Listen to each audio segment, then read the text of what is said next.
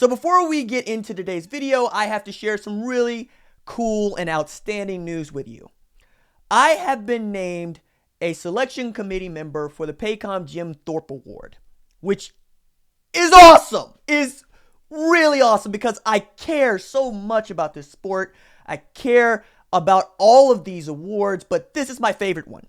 It's my favorite because one, Jim Thorpe is quite honestly one of the greatest athletes who ever lived. Number two, it's a defensive back award, and I love me some defensive backs, right? But who has won this award, dude? We're talking about Thomas Everett, we're talking about Bennie Blades, we're talking about Ricky Dixon, we're talking about Roy Williams, we're talking about Deion Sanders, Minka Fitzpatrick last year. This award matters in a big way with the way that college football is going and the need for outstanding defensive backs at not just the college level, but the NFL level.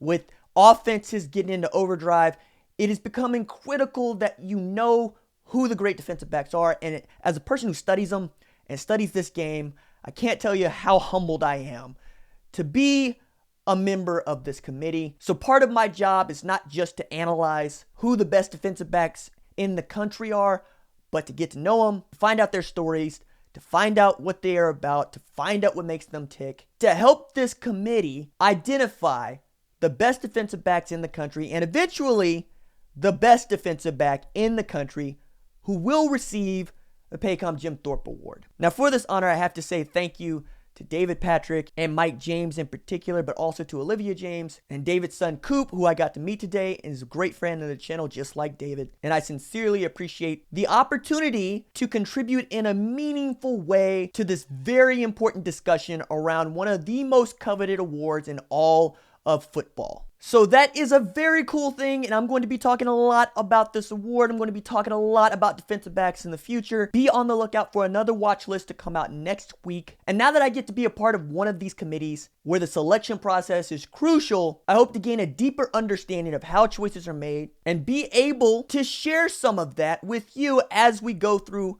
things like what we're going to talk about today, which is the College Football Playoff Selection Committee's rankings, and I got problems with it. But awesome news, wanted to share it with you.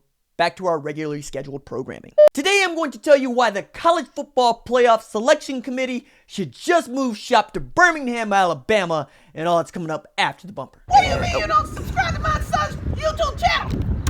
Mama, no! Just snap the damn ball, RJ. What's up, kid folk? It's RJ Young. I am not on a step mill. Consider hitting the like and subscribe button because I upload a video every single day. So it's OU related, college football related, sports related. We have a good time. And today, I'm going to tell you why I think the College Football Playoff Selection Committee should just move to Birmingham. But first, I got this book out. It is called Let It Bang, A Young Black Man's Odyssey into Guns. I wrote it.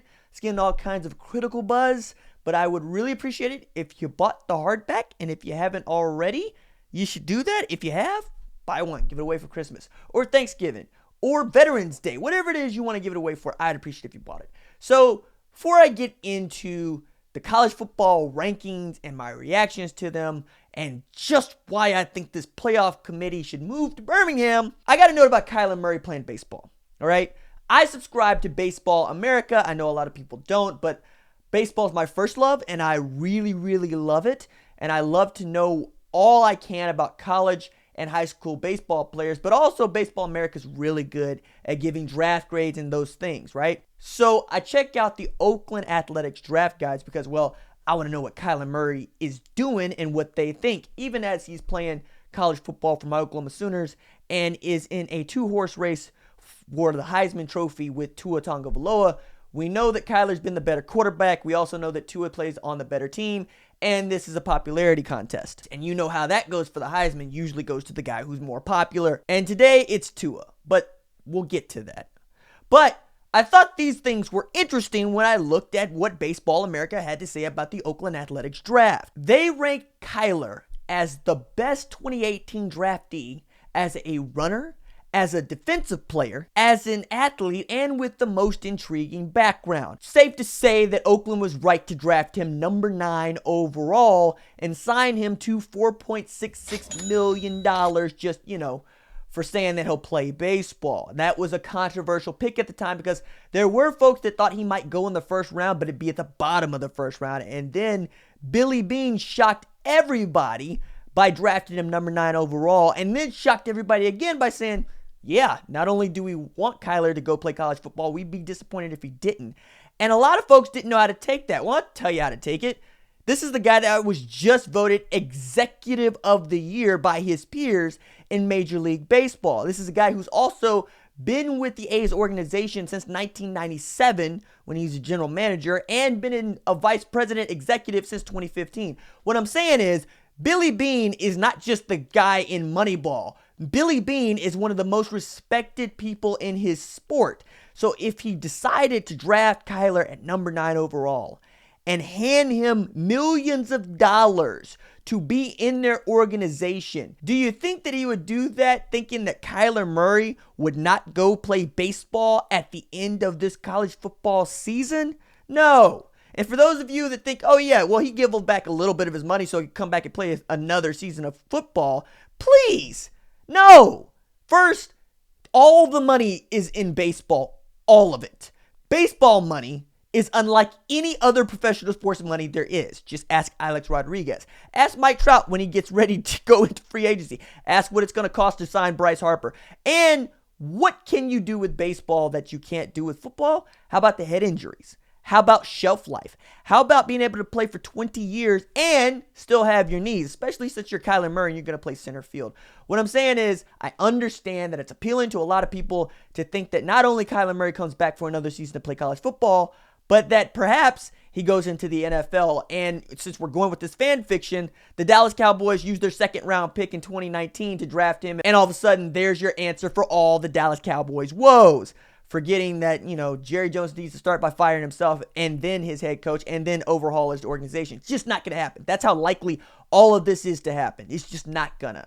Enjoy Kyler Murray and then call it good, man. Weren't even supposed to have him this year after he got drafted to play his better sport. And that should terrify anybody who's not playing baseball with Kyler Murray, is that football is his second best sport and he is the best player in college football, period. Eat your heart out, Tua Tagovailoa fans. Now, as to the college football playoff rankings, my God, could they have done a worse job? I mean, it's possible, but it'd be really hard, okay? You had Michigan stop a mud hole in Penn State still ranked. You had West Virginia beat Texas still ranked. Those are two teams with 3 losses. And then you rank Auburn after they beat A&M like I said you would. And this is an Auburn team that lost to Tennessee. You know who Tennessee played last week? Charlotte. And they beat Charlotte 14-3. And for Oklahoma fans, this comes full circle because the defensive coordinator at Charlotte is Glenn Spencer, the guy that Mike Gundy fired to make way for Jim Knowles, who has moved Oklahoma State to ranking number 66 in total defense, which is behind Oklahoma, which ranks 60th. I'm hitting the microphone. What I'm saying here is we're seeing it again. We're seeing this SEC bias. And I've already talked about Auburn, right? And I already talked about how I don't like Texas or Penn State continue to be in this. Along with a team like Iowa, who took an L to Purdue. I don't understand why they're still in this ranking. And why Fresno State is still ranked so lowly. Along with letting Washington back into these rankings. There's too many 3-loss teams in these rankings, honestly. But then you look at the top of the rankings. And Bama won. Okay, yeah, sure. But by this logic, Bama should be 1, 2, and 3. I mean, honestly, if you can get shut out by Alabama 29-0 and only drop to number 7 with 2 losses at LSU, what are you telling the rest of college football? You're telling them that the games they've played don't matter. You're telling them that wins and losses don't matter. You're saying that it doesn't matter who you beat or didn't beat. It matters what we think. And what we think is the SEC plays the best college football in America, so we're going to rank the SEC teams ahead of all the other teams. And we can see this, right? We saw Bama at 1. We all agree that that's cool. We see Georgia at 5. They took a loss to LSU. We get that. But they also took a 36-16 loss to LSU. So this Georgia team got 36 dropped on them when the same LSU team couldn't even score on Alabama. And you're going to tell me that's the number 5 team in the country. Fine. We'll let that ride. Oklahoma at 6, sure. Oklahoma hasn't earned a top 4 ranking just yet, but it's on its way to doing that. And then at 7 is LSU, who has 2 losses. And that'd be fine if the next 3 teams didn't have 1 loss. So Ohio State, West Virginia, and Wazoo aren't better than LSU? You gotta be kidding me here. Washington State beat a Cal team that just beat Washington a week ago, and then you rank Washington. West Virginia beats a ranked Texas team, and they can't get ahead of LSU with one loss to an Iowa State team that is ranked. Ohio State, yeah, looks shaky against Nebraska, took an L to Purdue, but it's a one-loss team.